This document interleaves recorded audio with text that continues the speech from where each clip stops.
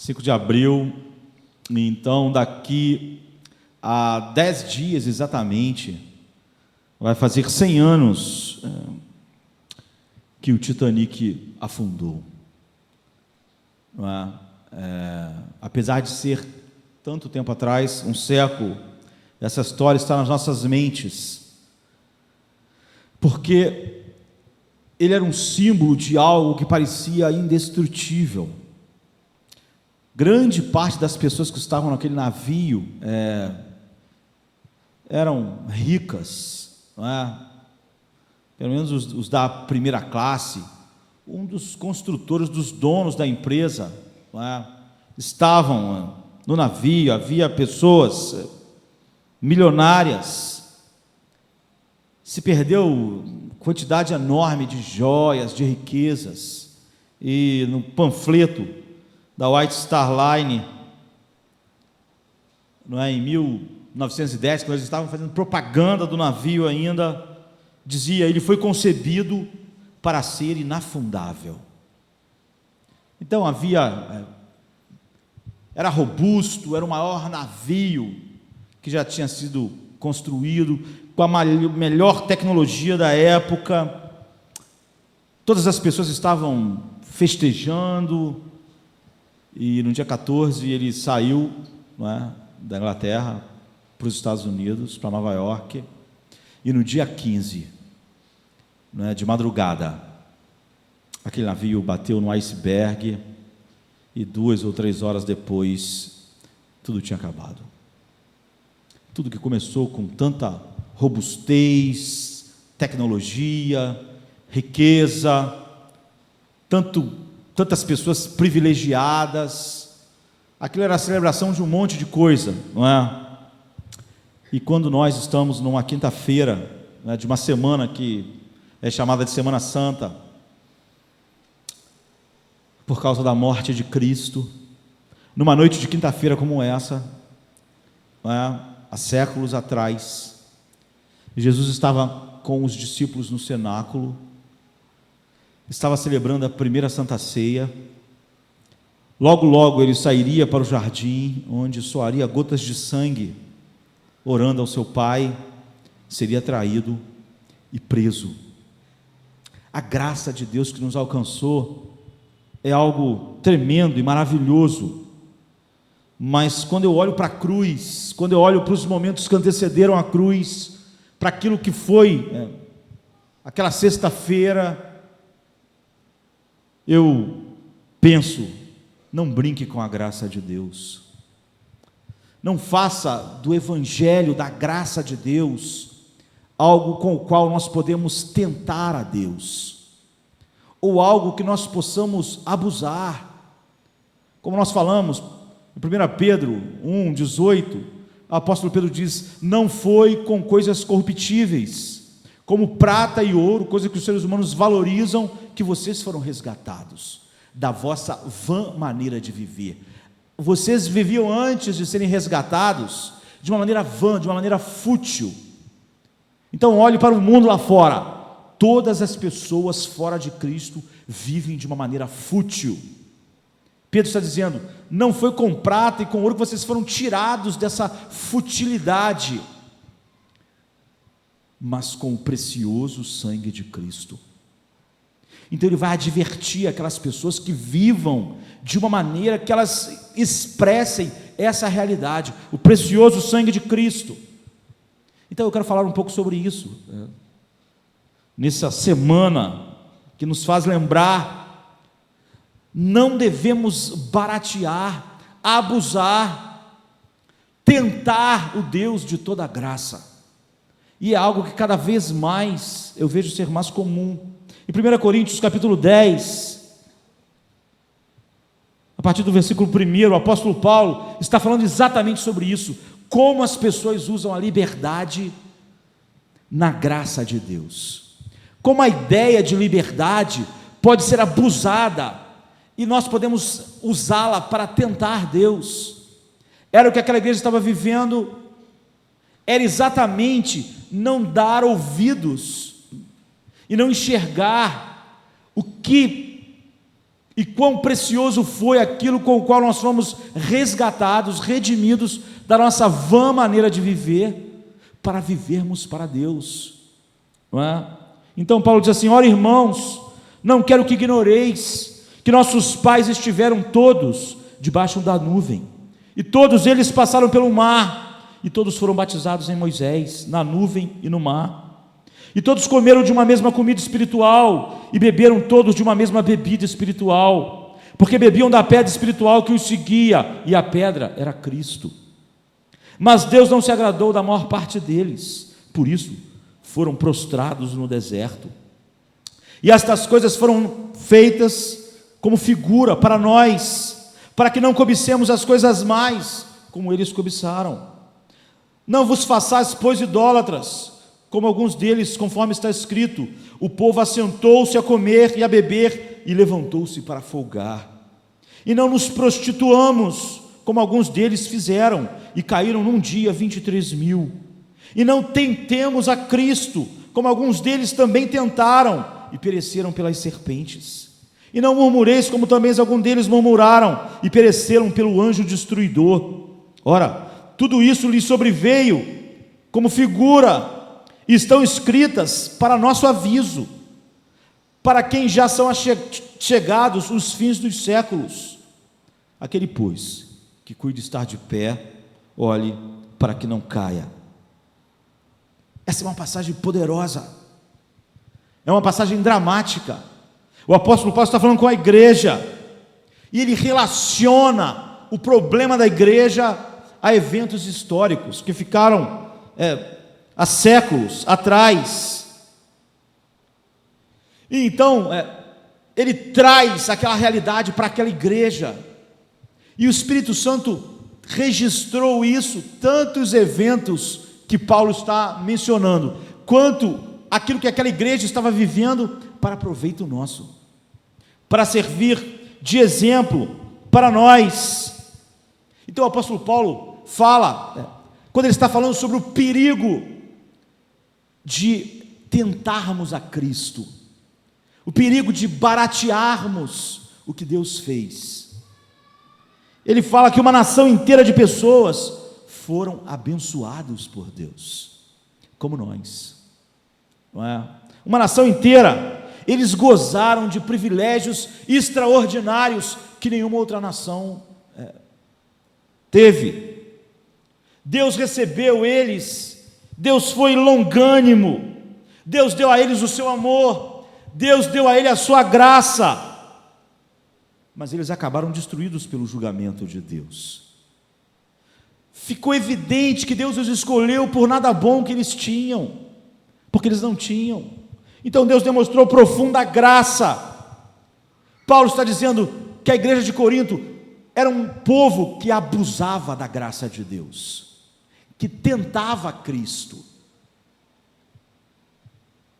Pedro está falando sobre a mesma coisa. Vocês não foram comprados com coisas fúteis como dinheiro, prata e ouro, da vossa vã maneira de viver, portanto olhai da maneira com que vocês vivem. Pedro, o apóstolo Paulo está falando a mesma coisa, e a chave para todo o discurso de Paulo, todo o texto, é o fim, no versículo 12, quando ele diz: aquele que pensa estar de pé, tome cuidado para que não caia.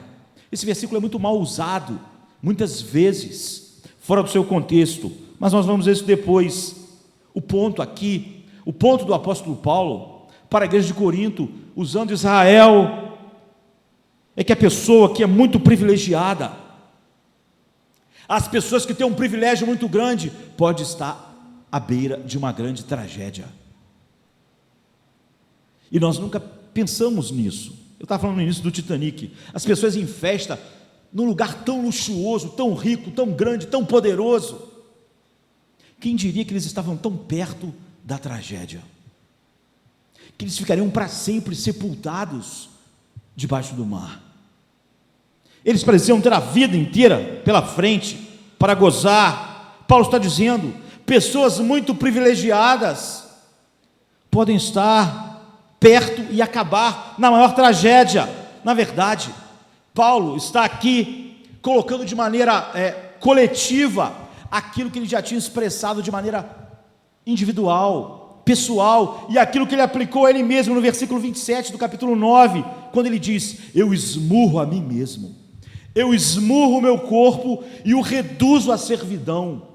Ou seja, eu controlo o meu corpo, eu não sirvo a ele, ele está sob o meu controle. Por quê?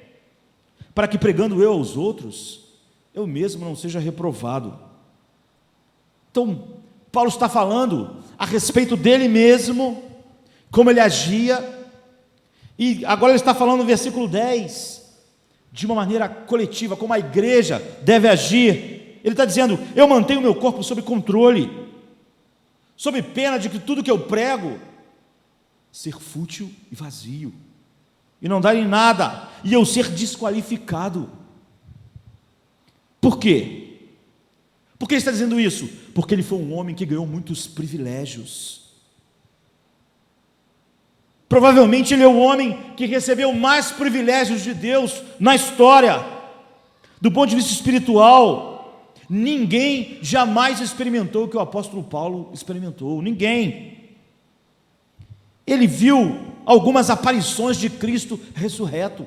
Não são visões nem sonhos. Ele viu com seus olhos a Cristo. Ele foi apedrejado, deixado morto, e levantou daqueles escombros milagrosamente do seu túmulo de pedras para a vida. Ele ficou cego e ele voltou a ver. Ele se tornou o maior apóstolo e o maior pregador da história da igreja. Nada e nem ninguém teve os privilégios que o apóstolo Paulo. Ele foi o fundador da maior parte das igrejas do Novo Testamento. Ele discipulou mais líderes do que qualquer outro naqueles dias. Ele edificou homens cheios de Deus. Ele foi arrebatado até o terceiro céu. Ele viu coisas inefáveis que não é lícito dizer ao ser humano. Era um homem cheio de privilégios. Pela pura graça de Deus, ele diz: pela graça de Deus, eu sou o que sou. Sabe? Em termos de ministério apostólico, ninguém ultrapassou o apóstolo Paulo. Ele era um homem de privilégios incríveis. Ele recebeu a revelação de 13 livros do Novo Testamento. O apóstolo Pedro diz: olha, algumas coisas que o apóstolo Paulo escreve são profundas e difíceis de entender.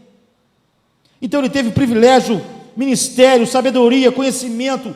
Ninguém recebeu tanto quanto o apóstolo Paulo.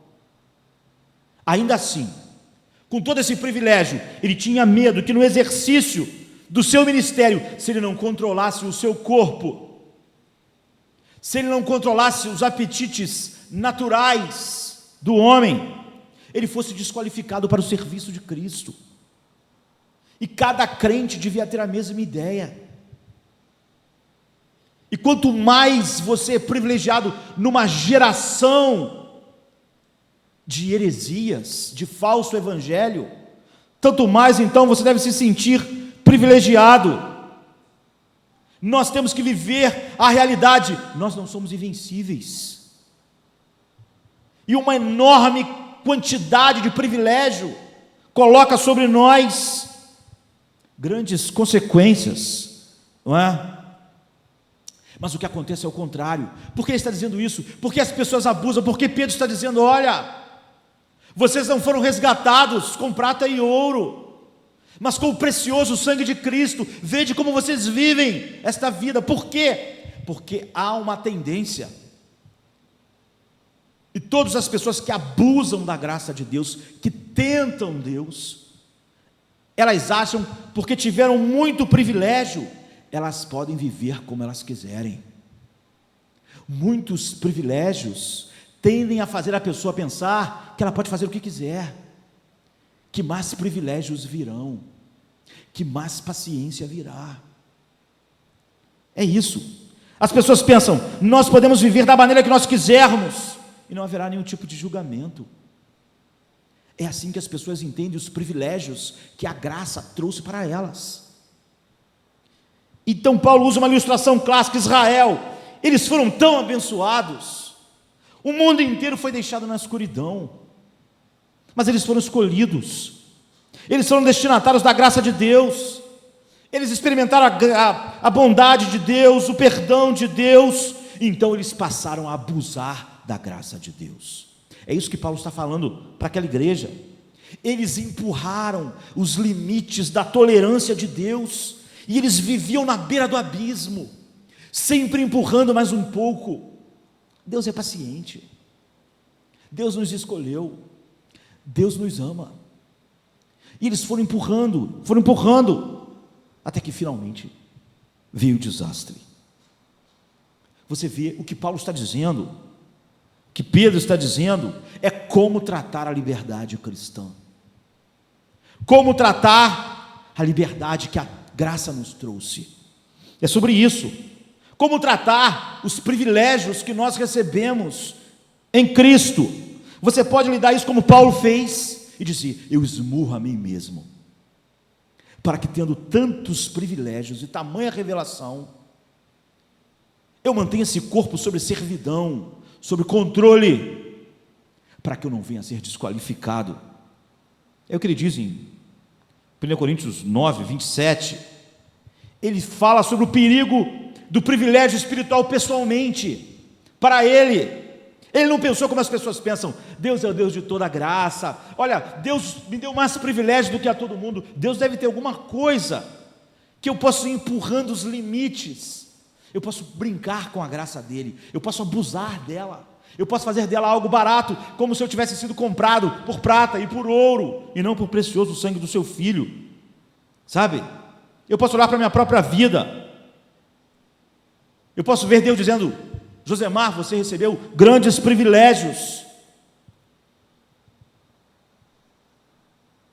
você teve o coração aberto para compreender a minha palavra, você teve a oportunidade de pregá-la, numa época de desvios e abandono do Evangelho, para cultuar o dinheiro, e fazer do Evangelho um entretenimento. Eu te dei o privilégio de compreender e se firmar na verdade. Mas o que acontece? Qual é o pensamento que às vezes penetra, sabe, em nossos corações, numa igreja como a nossa, ou na igreja de maneira geral? Porque Deus tem me abençoado tanto, eu vou viver livremente e vou abusar disso, vou abusar desses privilégios. Ele me ama tanto.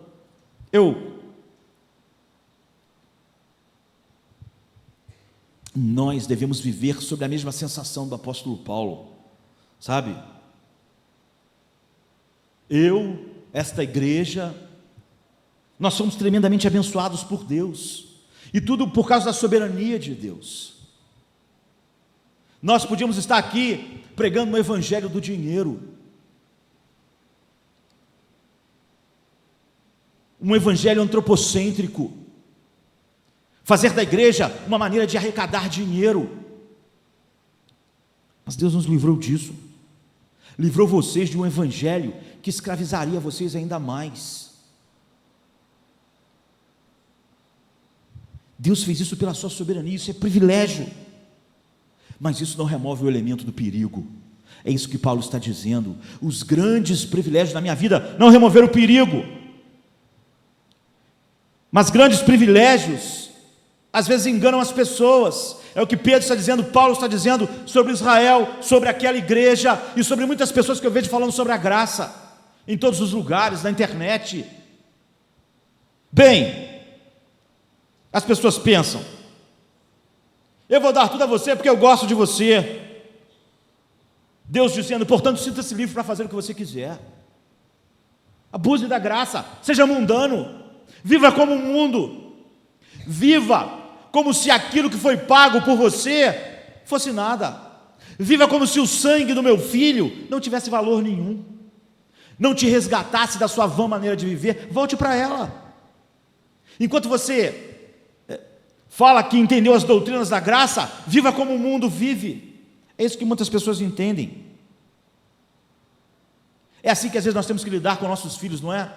nós damos tantas coisas a eles, nós somos tão graciosos, e eles vão longe demais. Então nós precisamos de disciplina. E os coríntios, sabe, francamente, eles eram pessoas confiantes, eles estavam abusando da sua liberdade. É por isso que Paulo está falando com eles. Estava abusando, porque eles achavam: nós temos tudo, nós podemos fazer qualquer coisa, a graça de Deus vai cobrir tudo, isso é maravilhoso. Deus realmente deu muito privilégio àquelas pessoas, Deus deu a eles tudo, de fato. Eles nasceram como igreja pelo ministério do maior homem de Deus que andou pelo mundo. Em Atos capítulo 18 mostra como essa igreja foi formada. O apóstolo Paulo ficou 1 ano e meio pregando lá. Imagine ficar 1 ano e meio ouvindo o apóstolo Paulo pregar, dar estudos, falar sobre Deus. Que outra igreja teve tantos privilégios como eles tiveram? E depois passaram outros homens por lá, Pedro, Apolo. Eles tinham tudo, eles tinham o melhor, a ponto de chegou uma hora que eles começaram a dizer: eu sou de Paulo, você é de Pedro, você é de Apolo. Eles tinham os melhores, eles foram expostos aos melhores pastores que já existiam, aos melhores professores. O apóstolo Paulo, o apóstolo Pedro, ou seja, isso é o topo, eles eram top. Eles não podiam esperar ouvir outro homem que conhecesse mais Deus do que eles ouviram. Paulo e Pedro, eles eram altamente privilegiados. Paulo ainda escreveu 2 cartas para eles, fora outras que não estão na palavra de Deus. E esse homem derramou o seu coração. Isso é privilégio, privilégio. Poucos lugares tiveram tanto privilégio quanto eles tiveram, de tal maneira que eles ficaram orgulhosos. Então Paulo é sarcástico com eles, não é? Em 1 Coríntios 4, no versículo 8 diz: vocês já estão fartos. Eles achavam que podiam viver como queriam, não precisavam mais ouvir o apóstolo Paulo. Não, nós conhecemos a graça, nós conhecemos a nossa liberdade. Então Paulo diz de maneira sarcástica: vocês estão fartos, vocês já são ricos, sem nós vocês já reinam. A nossa opinião não tem mais valor, vocês já conhecem Deus, vocês já conhecem a graça. E Paulo diz: e quisera vocês reinassem, para que também nós reinássemos com vocês. Ele está sendo sarcástico com eles. Vocês são muito, vocês ultrapassaram muito nós, eu, Pedro, nós que ensinamos a vocês. Vocês entendem da graça. Eu estou vendo a espécie de vida que esse entendimento tem levado vocês. Eles estavam abusando de tudo, de todos os seus privilégios, de tudo que Deus deu. Eles criaram, então, panelinhas: eu sou de Apolo, de Paulo, de Cefas, eu sou de Cristo. E Paulo disse que havia imoralidade naquela igreja. Eles desprezavam a Santa Ceia da maneira pela qual eles já chegavam à mesa do Senhor. Eles achavam que podiam fazer qualquer coisa pela graça de Deus. Eles eram livres para ser o que eles quisessem, para ser igual à sociedade dos coríntios, para serem igual àquela multidão. Então Paulo diz: vocês estão cheios, vocês são realmente reis, vocês não precisam mais ouvir, vocês são ricos, vocês realmente chegaram lá. Então ele disse: quem dera vocês estivessem reinando, para que a gente pudesse reinar com vocês, mas vocês estão inchados de orgulho, não podem mais ouvir a verdade, abusaram da graça de Deus. É fácil, queridos, é fácil pensar como eles pensaram: rapaz, nós estamos com tudo, olhe para nós, Deus está derramando algo especial sobre as nossas vidas. Paulo pregou aqui durante tanto tempo, fundou a igreja. Pedro, Apolo, Deus realmente tem a gente em alta consideração. Então você começa a brincar com as suas liberdades. Você começa a se mover até a borda da tolerância de Deus. E dizer, Deus nos trata de uma maneira especial, nós podemos ser como o mundo é. E assim, toda aquela igreja não expressava nada do Evangelho de Cristo. Então Paulo diz, eu tenho de avisar vocês, e eu vou ter que dar uma lição de história a vocês. Eu quero, olhar, então, o que o Paulo disse para aquelas pessoas que abusaram da graça de Deus. Como nós vimos, ele tinha já dito a respeito pessoal dele, eu esmurro a mim mesmo, para manter meu corpo escravizado do meu chamado. Então o apóstolo Paulo diz, eu não quero que vocês sejam ignorantes. E na ilustração dele, há uma palavra que é usada 5 vezes, todos os nossos pais estiveram debaixo da nuvem, todos passaram pelo mar, todos foram batizados em Moisés, todos comeram do mesmo alimento espiritual, todos beberam da mesma bebida espiritual. Esse é o termo-chave. Ele está dizendo, sem exceção, todos os israelitas experimentaram os privilégios que Deus não deu a mais ninguém, a não ser a eles. Todos eles receberam, todo mundo era beneficiário de Deus, todos sentiram sua graça, seu amor. Deus deu a eles poder, grande bênção. Eles viram a mão de Deus operando com grande poder. Deus tirou eles do Egito. Deus colocou de joelho o maior império do mundo para libertar um bando de escravos que não eram nada. Isso é privilégio. Eles tiveram, Paulo diz, todos eles. Deus levou eles através do Mar Vermelho.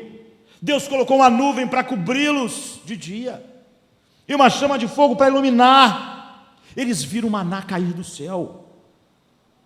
Eles viram Deus levar eles para o deserto. Viram Deus tirar a água de pedra. Eles viram a poderosa mão de Deus. Eles tiveram privilégios maravilhosos. Paulo está trazendo isso para a igreja de Corinto, para que ninguém diga, isso está no Velho Testamento. Paulo diz, não, eles conheciam Deus, eles viram Deus, eles sentiram Deus, eles estavam envolvidos no poder de Deus, dia e noite. Então Paulo diz, em primeiro lugar, todos os nossos pais estavam sob a nuvem. Nossos pais, é engraçado, ele está falando com pessoas gentias, mas aqueles pais, judeus, realmente são pais deles e nossos pais, em certo sentido, eles são os pais de todos os fiéis. Eles eram a igreja de Deus na época, eram o povo de Deus no mundo, eles eram o povo original de Deus, como nós falamos que somos. Nossos pais judeus, esse é o sentido. Todos eles estiveram debaixo da nuvem. O que ele quer dizer com isso? A nuvem conduziu eles. Isso não é maravilhoso? Eles experimentaram, como nós, a orientação divina, é o que Paulo diz. Deus os conduziu pela nuvem. Em Êxodo 13, 21 diz, e o Senhor ia diante deles, de dia numa coluna de nuvem, para guiá-los, e de noite de fogo. Isso não era simplesmente maravilhoso. O cara acordava de manhã, para onde Deus quer que a gente vá? O que Ele quer que a gente faça hoje? O cara abria a sua barraca, e a nuvem começava a ir, não tinha dúvidas, é o que Deus quer. Paulo diz, Deus os guiou, eles não tinham que lidar com eu acho que Deus está querendo, não, lá está, Deus quer que a gente vá para lá, essa é a vontade de Deus, vamos. Isso é uma liderança maravilhosa, isso simplifica tudo, não é? O Senhor está nos levando para lá, então eles iam. Você quer saber uma coisa? Eu acho que nós experimentamos a mesma coisa. Há quanto tempo Deus tem nos falado a sua vontade, tão claramente. O povo de Corinto experimentou a mesma coisa. Hoje muitas pessoas bebem do engano, mas Paulo não ensinou engano àquelas pessoas. Nós aqui não temos ouvido palavras enganosas, nós temos experimentado o poder da sua palavra, e nós experimentamos isso de novo. Então Paulo diz: todos eles passaram pelo mar, o mar se abriu e eles atravessaram. Isso é uma libertação divina. Havia um exército para matá-los. Deus os libertou, abrindo o mar milagrosamente. Eles foram livres e se tornaram livres pelo poder de Deus. Não foi isso que a graça fez conosco? Nos tirou do império das trevas. Pedro está dizendo: não foi com coisas corruptíveis como prata e ouro que vocês foram comprados, redimidos. Comprados o quê? Da nossa escravidão. Vocês foram libertos de uma maneira mais poderosa e mais incrível do que um mar abrir para você passar, fugindo dos seus inimigos. Deus redimiu o seu povo. Deus nos redimiu como indivíduos. É o que Paulo está dizendo.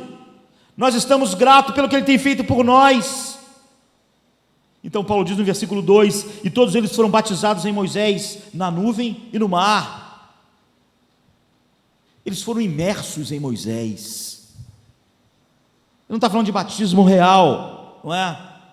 A nuvem não era uma nuvem de chuva, era a nuvem da glória de Deus. Quando eles passaram pelo mar, eles passaram pela terra seca. Não é batismo com água. Eles estavam imersos, batizados em Moisés. Ele era um líder que levou para eles toda a vontade de Deus, de maneira que eles foram imersos nele. Essa é a ideia. Esse é o sentido.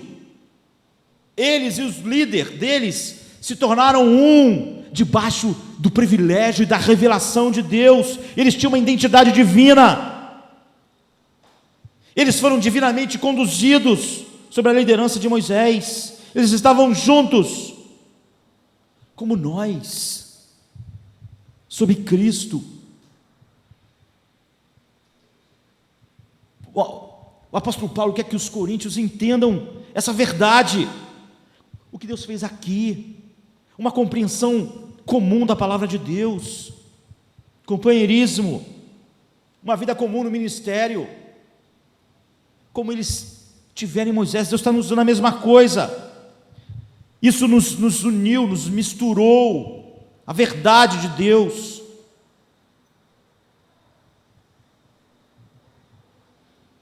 Deus tem nos dado grandes privilégios. Poucos lugares hoje as pessoas podem se reunir em torno da palavra de Deus. Grande parte das pessoas se reúnem para ouvir a última ideia que um ser humano tem de como melhorar de vida, como melhorar o casamento, como ser um vencedor no mundo, como ser mundano. Mas nós temos nos reunido em torno da palavra de Deus.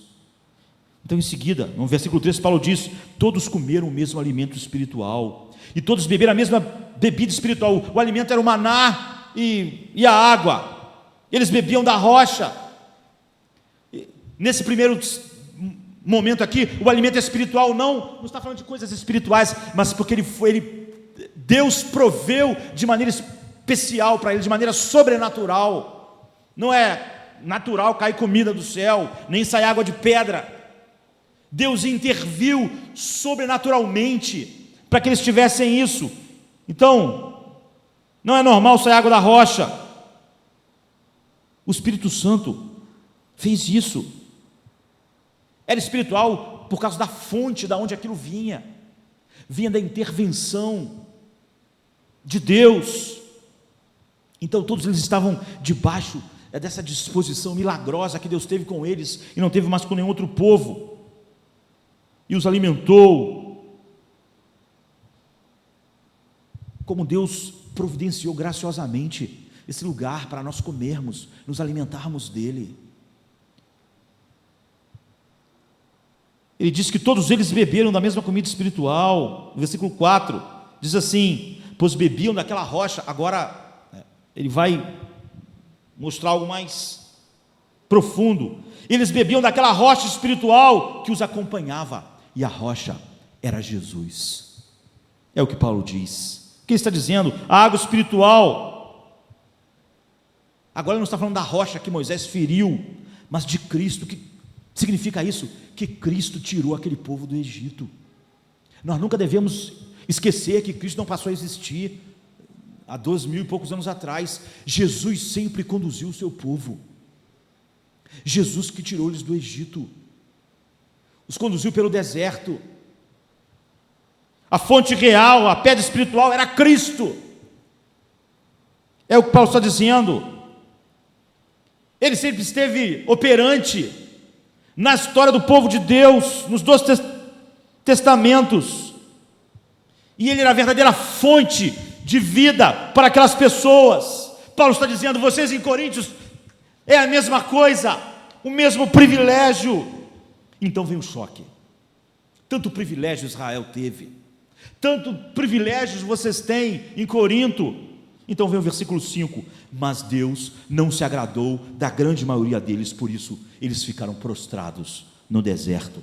Que declaração do apóstolo Paulo. Ele não estava satisfeito, então eles foram prostrados no deserto, literalmente, eles foram espalhados como um montão de cadáveres no deserto. Aquilo que começou com grandes privilégios, como acabou numa tragédia dessa? Imagine milhares, perto de 1 milhão de pessoas espalhadas no deserto como cadáveres, comida para abutres. Como tantos privilégios podem ter acabado tão mal. Paulo está trazendo essa história para dizer para eles, vocês tiveram muito privilégio, mas vocês estão abusando da graça de Deus. Vocês estão tentando Deus, tentando Cristo, como eles fizeram. Como pode tanto privilégio acabar num desastre assim? É isso que Paulo quer dizer. Não disse alguns, mas a maioria deles pereceu. Nós sabemos só quem sobrou, Josué e Calebe. Uma geração inteira foi espalhada como cadáver no deserto.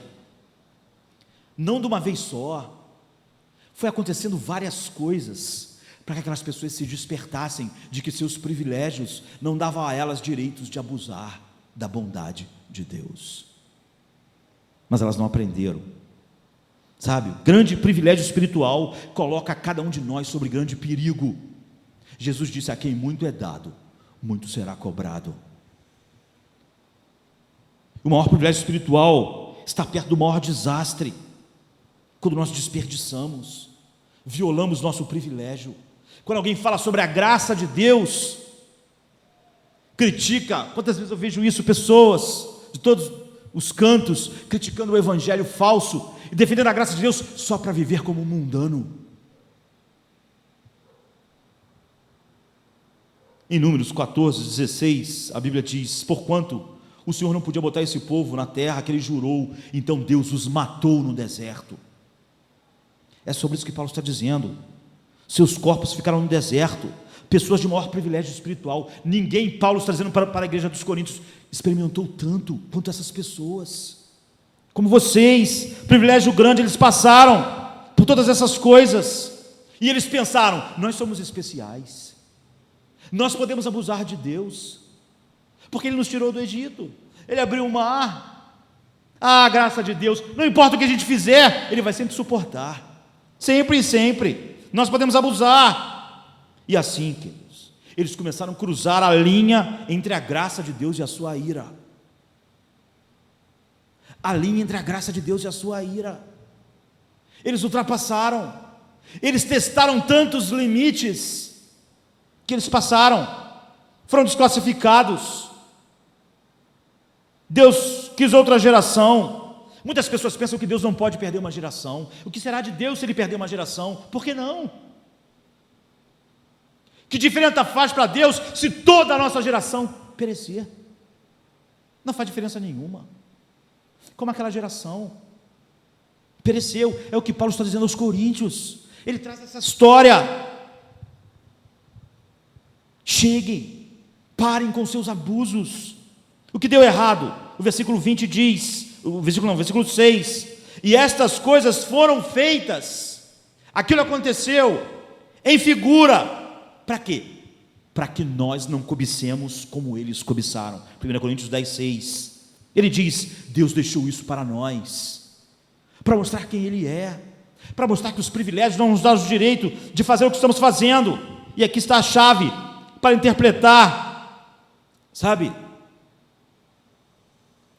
Tudo isso, o apóstolo Paulo está dizendo, se os nossos pecados correspondem ao pecado deles, devemos esperar o mesmo julgamento.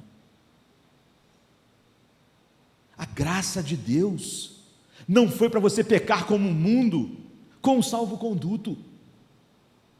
Deus não deu a vida do seu filho para você ser mundano, como você era na sua vã maneira de viver. Só que com um salvo-conduto de poder esfregar seus pecados na face de Deus.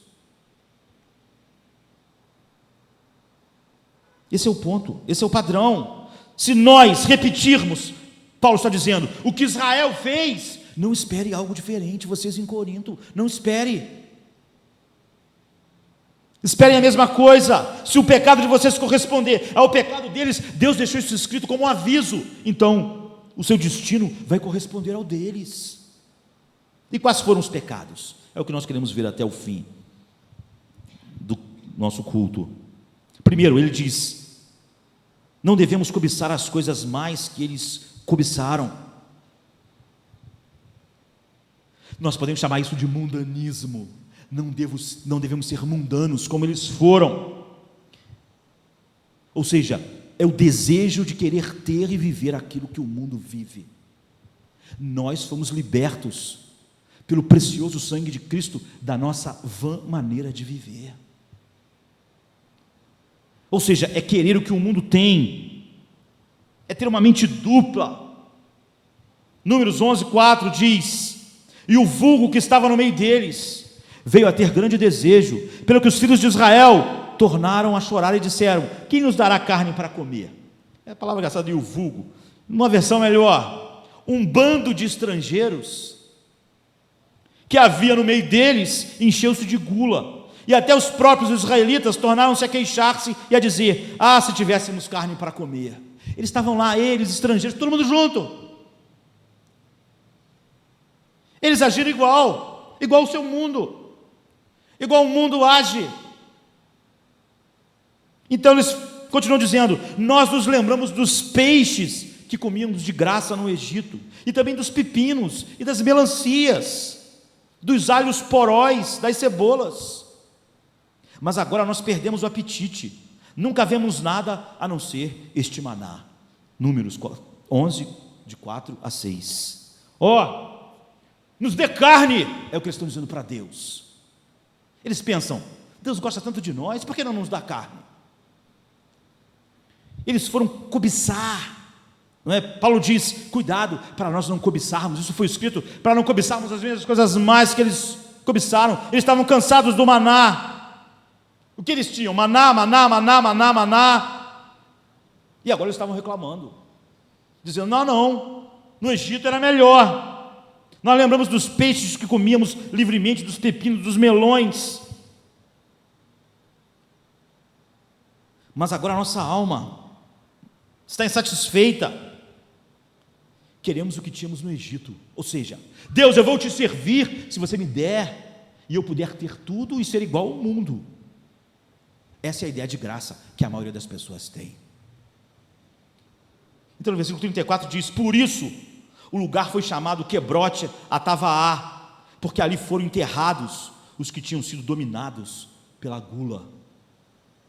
Você quer dizer, alguém me pergunta, que Deus matou eles por causa de melão, de pepino? Não, queridos. Deus os matou porque eles estavam descontentes com a vontade de Deus. Eles estavam dizendo para Deus, nós só seremos seus servos se você fizer a nossa vontade. O teu plano não nos agrada, tua santidade nos perturba. Nós só queremos te servir e ter os teus privilégios, queremos, mas contanto que nós possamos ser igual ao mundo. É isso. Eles queriam a vida antiga, e eles achavam que podiam viver essas duas coisas, os privilégios de Deus e serem como os egípcios. Mas Paulo está dizendo, isso é impossível para os coríntios. Por isso ele está contando a história. Eles não queriam uma vida estéril de obediência, obedecer, obedecer, obedecer. Eles não tinham coração para Deus, eles queriam o que o mundo tinha para oferecer, eles queriam tudo.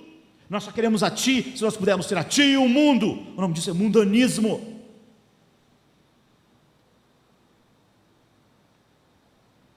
Isso é terrível. O Salmo 78 diz, é um salmo assustador, eles tentaram Deus no deserto, no versículo 18. Tentaram como? Faça o nosso desejo, nós não vamos nos submeter a ti. Nós vamos esticar a corda, nós sabemos que tu é bom, que tu vai perdoar, nós vamos insistir.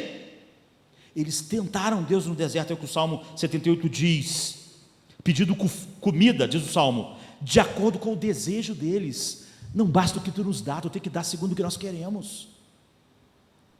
Eles falaram contra Deus, eles disseram assim, Deus pode preparar uma mesa no deserto para nós? Que tipo de Deus nós temos? Ele não pode nos dar um banquete digno? Que tipo de Deus é esse? Ele não pode nos fornecer carne? Essa é a ideia que as pessoas têm da graça. Voltaire, um homem debochado, dizia, Deus tem que perdoar, e tem que perdoar, e tem que perdoar, porque esse é o trabalho dele. É isso que as pessoas entendem por graça. Eu posso esticar a corda, eu posso pisar na santidade de Deus, ele tem que perdoar, esse é o trabalho dele. Para que ele existe, se não for para nos perdoar? É sobre isso que o apóstolo Paulo está dizendo. Eles queriam conforto, comida, eles queriam fantasia, eles queriam diversão, e Deus tinha que fornecer isso para eles. Então, o que ele fez no versículo 24? Fez chover maná para que o povo comesse, deu-lhe o pão dos céus, os homens comeram o pão dos anjos e enviou-lhes comida à vontade. Não era uma questão de ser bom, a Bíblia não dá nenhuma ideia de que o maná era ruim, não, o maná era bom, a Bíblia fala até sobre o gosto de maná, não é? Que o maná tinha, o maná era maravilhoso, mas eles queriam o velho estilo de vida. A vida de santidade é maravilhosa, mas não se o cara quer viver como o mundo, porque elas são diferentes. Foi o mundo do qual eles nunca se separaram. Então eles disseram, nós queremos carne, nós queremos o que nós estávamos acostumados, a vida inteira nós comemos carne e não comemos maná. Ou seja, eu sempre fui mundano, eu nasci mundano, vivi como o mundo, agora eu entro no reino de Deus, da graça e do amor, eu quero o que eu tinha antes. É isso. Então no Salmo 78, 26 diz, ele causou um vento leste a soprar, então ele fez cair sobre eles uma nuvem de pássaros, como se fossem poeira, ele afogou aquelas pessoas em pilhas de pássaros, eles deu o que eles desejavam. Eles nunca foram transformados em seus desejos para o desejo de Deus. Então a Bíblia diz que quando eles estavam comendo, a ira de Deus veio sobre eles e os matou, porque eles não puderam crer em Deus, não puderam estar satisfeitos em Deus. Eles queriam um mundo. Eu quero alimentar-te, sabe? Deus está dizendo, eu quero dar a vocês o melhor. Mas eles disseram, não, nós queremos o que o mundo tem, nós queremos o que nós tínhamos, é aquela vida que nós queremos, não a que você planeja. Deus nos ajude, se nós cobiçamos o mundo como eles cobiçaram. É o que Paulo está dizendo aos coríntios, para nós não cobiçarmos as coisas mais que eles cobiçaram. Para quem ama o mundo, queridos, a graça sempre será abusada. Para quem ama o mundo, como Voltaire, as pessoas vão sempre achar que eu estou aqui no reino de Deus, e o trabalho de Deus é me perdoar. Nunca vai pensar, busque em primeiro o reino de Deus e a sua justiça. Para a maioria das pessoas, tudo é uma questão do que eu quero, do que eu quero, do que eu quero. É o que eu quero. O mundanismo desqualifica a igreja para representar Deus neste mundo. E o mundanismo desqualifica individualmente as pessoas. É o que Paulo está dizendo. Então chega no versículo 7. Me assinalaram lá de cima, mas nós temos que acabar isso. Paulo diz, para ser idólatras, como alguns deles, como está escrito, o povo sentou-se para comer e beber, e levantou-se para folgar. Mas uma versão mais acurada aqui, de 1 Coríntios 10, 7. Não sejam idólatras, como alguns deles foram, conforme está escrito, o povo se assentou para comer e beber, e levantou-se para se entregar à farra. É isso. Isso está onde? Em Êxodo 32, não é? Eles construíram bezerros de ouro, e aí eles se entregaram à farra. Você vê porque as pessoas remodelam Deus, porque pegam o Deus da Bíblia e transformam ele, porque eles querem um Deus que seja, que compreenda que o ser humano quer se entregar à farra. A Bíblia diz que eles então se embebedaram, se entregaram ao sexo, e eles construíram um Deus que achava aquilo tudo normal. Eles se entregaram à farra, à festa, a todas as coisas que eles queriam, e que o Deus como era um empecilho. E a Bíblia diz que eles estavam nus, e Arão estava lá com aquele sorriso bobo, vendo tudo acontecer, como a maioria dos pastores hoje. Nós vamos desagradar essas pessoas. Paulo chama isso de idolatria, para que não sejamos idólatras como eles, que se levantaram para folgar, se divertir, beber e se entregar à farra. Ou seja, tudo que eles queriam é encher-se com seus próprios ídolos. Então eles criaram um Deus que achava tudo aquilo normal. É o que nós fizemos hoje. Criamos um tipo de Deus tolerante, não é? Um Deus que aceita com que nós vivamos como um mundo, como se o sangue do seu Filho não nos libertasse da nossa fútil maneira de viver. Nós construímos um Deus que fala só em amor. Foi o que o povo de Israel achou, ele nos ama. Nós podemos esticar, é o que Paulo está ensinando à igreja de Corinto. Esse é o nosso direito, ele vai fazer isso. Outro dia eu estava lendo sobre alguém, não é agora, do mundo gospel, que queria posar nu, e disse: Deus não vai ser contra, porque eu creio na ressurreição, eu sou membro da igreja, isso é um trabalho, não acredito que um Deus, no qual me salvou, e é amor, vai ficar aborrecido com isso, e só homens que nos condenam. Isso num programa de televisão, em que todo mundo, o auditório todo aplaudiu, o mundo adora um Deus assim, um Deus que tolera o nosso mundanismo. Paulo está dizendo: não o verdadeiro Deus, isso é um ídolo. Não se entregue à idolatria como eles se entregaram no deserto, para cair na farra. A igreja de Jardim da Luz nunca vai ter um Deus diferente do Deus verdadeiro. Nós não queremos um ídolo neste lugar, um ídolo que tolere o mal, um ídolo que tolere o pecado, um ídolo que ensine para nós a graça só para nós sermos mundanos. Um Deus que redefine quem Jesus é, o Evangelho, a Bíblia. Nós não podemos criar outro Deus. Nós não vamos viver muitos anos, mas enquanto Deus nos der fôlego e vida, o Deus verdadeiro será pregado. E é isso que nós temos em comum, sabe? Nós não queremos um Deus que dá um sorriso para a tolerância, nós queremos o Deus das Escrituras. Paulo diz: não entrem na idolatria como eles entraram. Há muitos deuses nos nossos dias: fama, dinheiro, esporte, educação, entretenimento, música, comida, roupa, carro, casa, conforto. Ezequiel diz: eles criaram ídolos em seus próprios corações. Não há ídolos fora, mas eles criaram em seus corações e eles tropeçam neles. Ezequiel 14:3.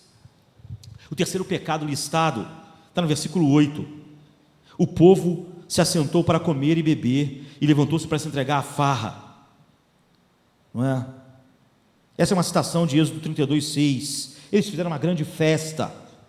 Eles eram glutões. Eles gostavam de se embebedar. Eles se levantaram para tudo aquilo que a gente acha ser divertido na vida do mundo. Eles se levantaram para se entregar. Eles estavam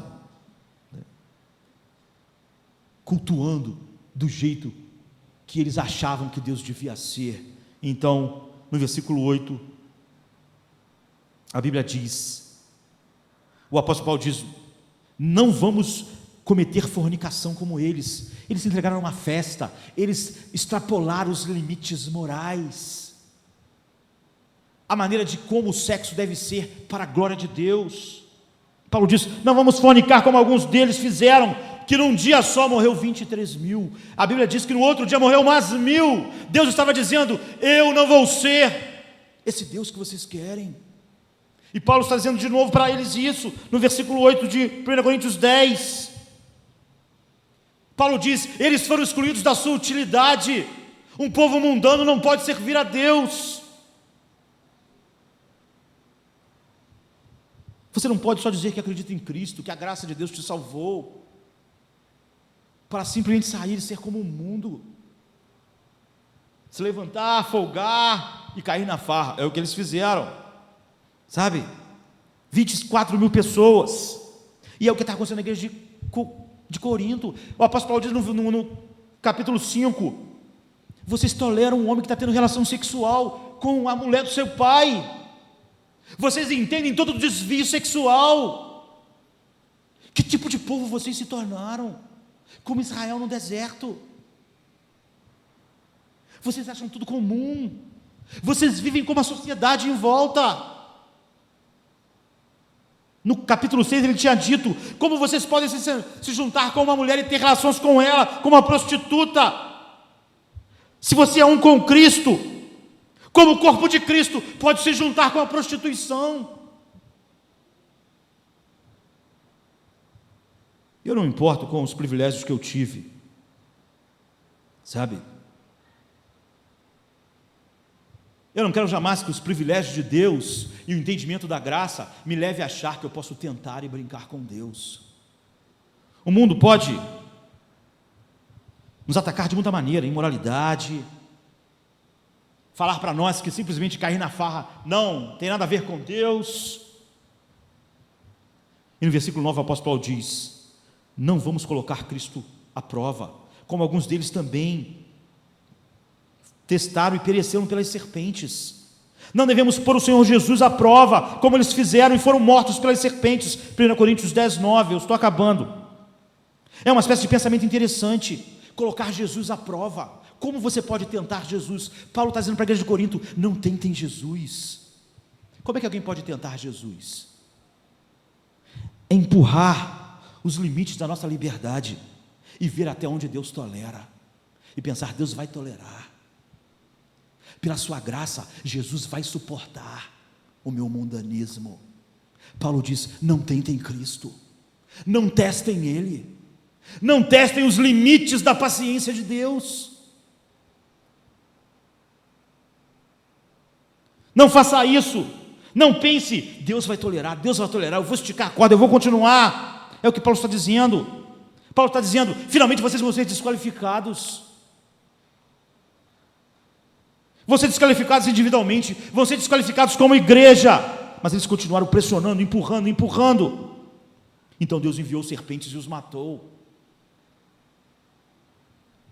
Como é que nós tentamos Jesus? É pensando: quão longe eu posso ir? Nós fomos salvos para sermos transformados na imagem de Cristo, e tentar a Cristo é pensar: quão diferente dele eu posso ser e ele suportar. Se amanhã eu for mais diferente dele e mais igual ao mundo, mais diferente, o quanto eu posso tentá-lo? Até onde ele vai suportar? Paulo diz: não tentem Cristo como eles tentaram Deus no deserto. Eles pensaram que podiam tentar Deus, mas eles morreram. É isso. Então no versículo 10 ele diz: não murmureis como um deles murmuraram e foram destruídos pelo anjo exterminador. Eu não gosto das circunstâncias, eu não gosto do plano de Deus, eu não gosto da ideia de que eu e o mundo não temos nada a ver, que a associação é entre a luz e as trevas. Não gosto disso, acho tudo isso muito radical. Eles reclamavam e reclamavam: Deus está me dando isso para comer, mas eu não quero isso, eu quero aquilo outro. E eles foram golpeando os propósitos de Deus, dizendo: nós não nos alegramos nos teus propósitos, não nos alegramos nos teus caminhos, você está fazendo da gente homens miseráveis, nós estamos definhando. Em Números 16, eles fizeram isso e 14.700 pessoas foram mortas. É isso que eles fizeram, eles tentaram Deus o tempo inteiro. Paulo diz: não faça isso. Então ele diz no versículo 10: e o anjo destruidor os matou, foram mortos pelo anjo destruidor. Os rabinos dizem,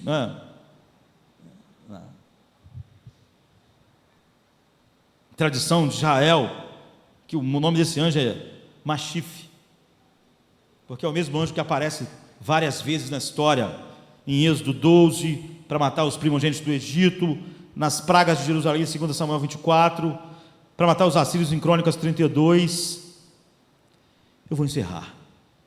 Mas Paulo está dizendo para a igreja de Corinto: vocês receberam o privilégio máximo, vocês tiveram pregadores maravilhosos,